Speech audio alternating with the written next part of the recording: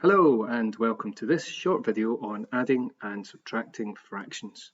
So first of all here you can see we're trying to add two mixed numbers, and something that's worth remembering is that what we've really got here is 5 and a quarter. Now you would never really write this like that, but 5 and a quarter can be thought of as 5 plus a quarter. Then we're adding on 7, and then we're also adding on 3/5. Now just the reason I've said that here is just because when we're adding, we can add in any order, and that's why in this case it's perfectly possible for us to add the whole numbers first before then going on and dealing with adding those fractions together.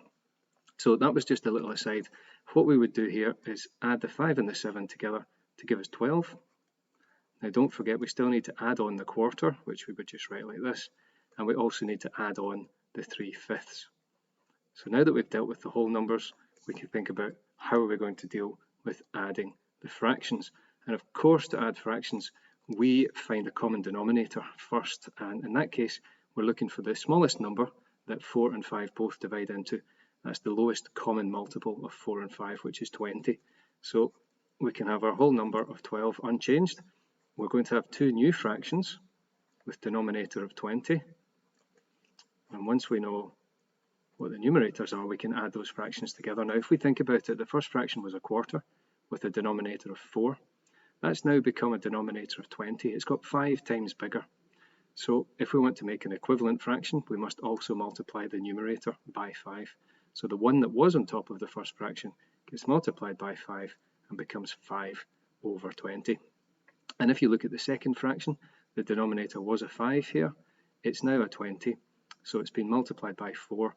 We must multiply the 3 on the numerator here by 4 as well, giving us a 12. And now we've got this common denominator, we can add these fractions together. And 5 20ths plus 12 20ths gives us a total of 17 20ths. Now it's important to check that your final answer doesn't simplify in any way, and this one doesn't, so we can leave it now as 12 and 17 20ths. The next example we have here is a subtraction, and in this case we can take the same approach.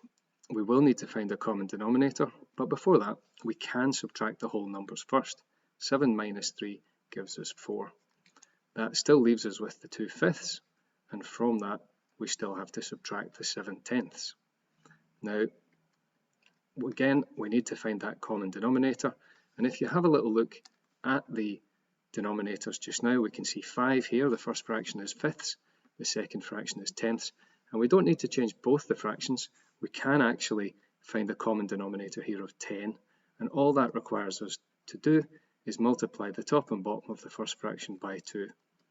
So 2/5 is the same as 4/10, and then from that we're going to subtract 7/10. And it's a good idea to try and use the lowest denominator that you can find, and in this case 10.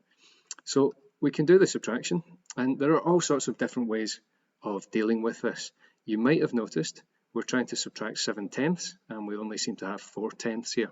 So as I say, there are all sorts of different ways of doing this, but one way of doing it is actually just doing the subtraction 4 minus 7 and realizing that we're going to have negative 3/10. So 4 minus 7 gives us negative 3/10. Then what we would like to try and do is think, how can we subtract 3/10 from 4? And it's not as hard as it might look, because the answer to this would be 3 and 7/10. And if we just think about that for a moment, 3 and 7/10, if we were to add 3/10 back on here, then we would have 10/10, which would be the same as 4. So I've subtracted 3/10 here from 4, leaving me with 3 wholes and 7/10. And one little way of thinking about that perhaps is to think about these numbers not as fractions but as the decimal representation. So instead of 4 minus 3/10, what we're really doing is 4 minus 0.3. And it might be clearer when you see that 4 minus 0.3 is 3.7.